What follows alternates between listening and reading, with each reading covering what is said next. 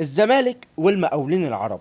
المباراة دي على الورق هتشوفها سهلة، انما في ارض الملعب هي اختبار جديد ومهم جدا ليانك فيريرا، ومن رأيي هو الاختبار الاهم لحد دلوقتي، لان باختصار 90% من الفرق اللي هتقابلها السنة دي بتلعب بنفس طريقة المقاولين، واللي بيعتمد على الكثافة الدفاعية وقفل المساحات، وخصوصا يعني لما بيلعب قدام الفرق الكبيرة. وده اللي خلانا نسأل، هل يانك فيريرا هيقدر يتعامل مع الكثافة الدفاعية اللي هتقابله من المقاولين او اي فريق تاني؟ هيقدر كمدير فني يخلق حلول اقدر اخترق بيها الدفاعات دي؟ وهو ده اللي هنشوفه في مباراة المقاولين. في الفيديو ده هنتكلم بالتفصيل عن الاسلوب اللي هيلعب بيه المقاولين قدام الزمالك، وحلول الزمالك للتغلب على الديفنس بلوك، وتحديدا اللو بلوك المنخفض، والتشكيل المتوقع. هنتكلم عن كل حاجة، بس قبل ما نبدأ كلامنا ما تنساش تصلي على النبي وتعمل لايك للفيديو ده عشان يوصل لأكبر عدد من الزملكاوية، واشترك في القناة. عاوزين نوصل 15,000 مشترك ان شاء الله في اقرب وقت. مبدئيا حابب اقول لك اننا كجمهور بقالنا كتير جدا ما حسيناش بالشغف والحماس ده ناحيه الزمالك، لدرجه اننا بنعد الايام اللي هنشوف فيها الزمالك بيلعب. اول مره نبقى مبسوطين واللعيبه في التمرين مبسوطه، اول مره يبقى عندنا كواليتي على الدكه اقدر اعتمد عليه في اي لحظه وابقى مطمن بده. من الواضح كده ان الموسم ده الوضع مختلف، لان اول مره اكون متفائل. طيب، ندخل بقى على مباراة المقاولين العرب، ودي مباراة ما فيهاش أي مجال إنك تخسر فيها نقاط. الفوز ثم الفوز، أعتقد ده شيء مفروغ منه. والفوز في المباراة دي مش بس مهم عشان هيخليك تتصدر الدوري، إنما كمان مهم عشان يديك ثقة كلعيبة وكمدير فني وكجمهور. هيدي رؤية واضحة ليانك فيريرا ازاي يتعامل مع التكتلات الدفاعيه اللي هتقابله كتير جدا الموسم ده. الخصم لسه صاعد للدوري الممتاز، عنده مدير فني شاب، عندهم اهتزاز في الثقه بعد خسارتهم قدام زد، بس برضه ده ما يمنعش ابدا ان لعيبه الزمالك لازم تنزل مركزه انهم يخلصوا المباراه دي في اول نص ساعه. مباراه المقاولين هتكون مختلفه عن مباراه سيراميكا، وقد تكون عكسها تماما، سواء في مراحل الضغط او في مراحل بناء اللعب او حتى في توظيف بعض اللعيبه في ارض الملعب. خليني اوضح لك كل شيء بالصور. مثلا في مباراه سيراميكا كنا بنشوف الزمالك بيبني اللعب من عند صبحي، وده كان بسبب ان سيراميكا دايما بيضغط علينا باتنين لعيبه، ضغط عالي. طب هل ده هنشوفه في مباراه المقاولين؟ الاجابه بكل تاكيد لا، لان هيبقى في تراجع كبير من لعيبه المقاولين. فبدل ما هبني اللعب في التلت الاول، لا هقدم دفاع شويه وهبني اللعب في التلت التاني، اللي هو يعني في نص ملعبي. كذلك برضو في الانضباط الدفاعي، النموذج اللي شفناه من يانك فيريرا في مباراة سيراميكا اكيد برضو مش هنشوفه في مباراة المقاولين.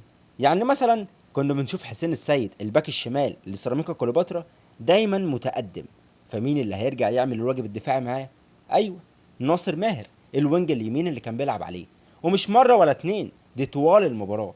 وخليني اقول لك ان مش بس ناصر لوحده اللي كان بيرجع يدافع، كمان في الشوط الثاني وبعد نزول ادم الكايد ومعالي، هما الاتنين كانوا بيرجعوا يعملوا الواجب الدفاعي بتاعهم. يعني بص كده، ده الكادر الدفاعي للزمالك قبل الجون الاول بتاع ناصر ماهر.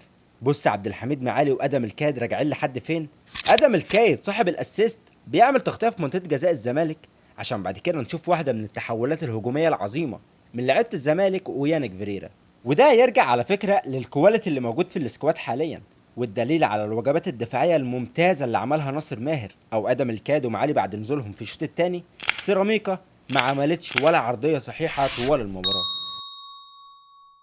ولكن عجبتني كمان تفصيله تؤكد على الوعي الدفاعي سواء من المدافعين او حتى الاجنحه، وتحديدا من اللاعب اللي بحترمه جدا محمود بنتايج. بنتايج نموذج للاعب اللي عارف كل تفصيله في وجبات مركزه.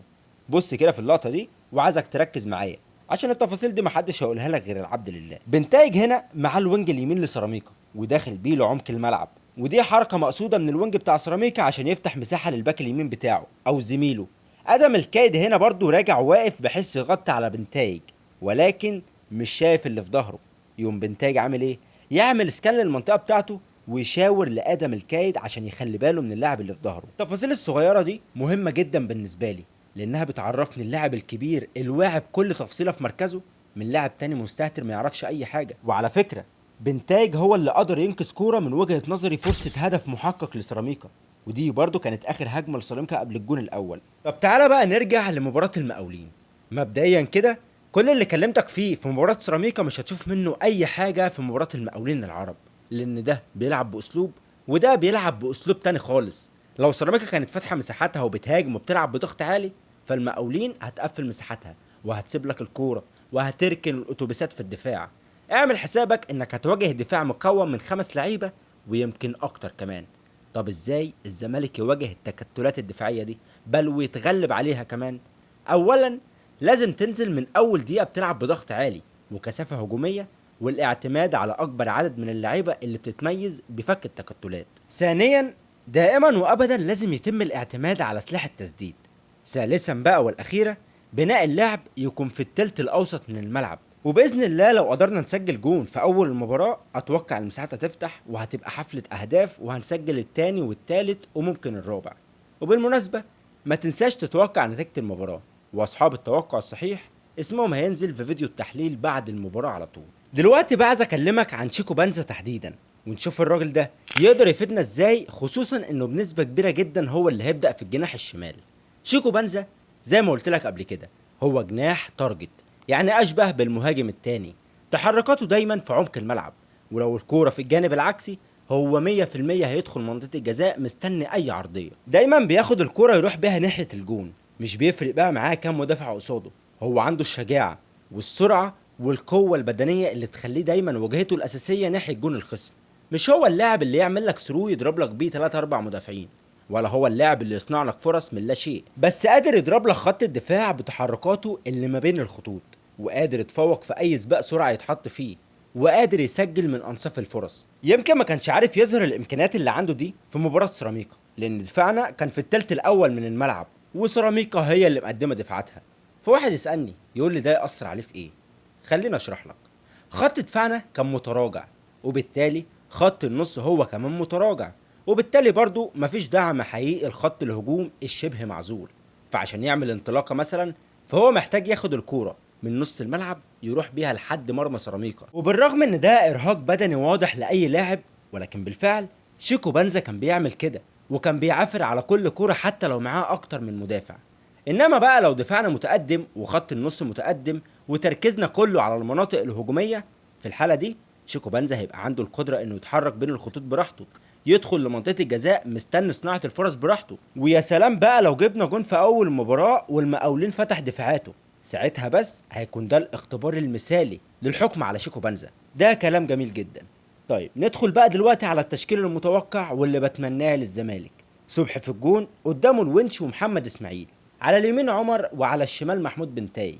نص الملعب مكون من محمد شحاته ديفندر، جنبه عبد الله السعيد. جناح يمين خوان الفينا، ومهم جدا ان الفينا يبدا المباراه دي لان هو اللي هيكون العنصر اللي هيقدر يفك لك التكتلات الدفاعيه، وهي دي اصلا شغلته في الاساس. على الشمال شيكو بنزا، ومهاجم وحيد عدي الدباغ، مع وجود عناصر على الدكه تقدر تفيدني في اي وقت احتاجهم. في حاجه مهمه بقى عايز اقول لك عليها، وهي ان قلت لك قبل كده في المراجعه النهائيه لمباراه سيراميكا لو تفتكر ان اي مهاجم مش هيستغل الفرصه اللي هتجيله ومش هيقدر يثبت نفسه، هيبص على الدكه هيلاقي فيه 4 مهاجمين مستنيين ينزلوا مكانه عشان يثبتوا نفسهم. وواضح كده ان سيف الجزيري ما خدش بالنصيحه، وناصر منسي نفس الموضوع. لذلك شكلنا كده هنشوف الفتره الجايه اعتماد على عمرو ناصر وعدي الدباغ، وما ننساش احمد شريف برضه. في الاخير مباراه المقاولين مش سهله زي ما الناس متخيله، هي مباراه هيتحدد فيها حاجات كتيره جدا، خصوصا ان المباراه اللي بعديها عندنا فيوتشر، وهي تقريبا هتلعب بنفس اسلوب المقاولين. اتمنى من كل قلبي التوفيق لنادي الزمالك والجمهور نادي الزمالك، وان شاء الله نطلع نحتفل بعد المباراه. ما تنساش انت كمان تقول لي توقعاتك للمباراه دي في الكومنتات. كان معاكم هادي هشام، مع السلامه.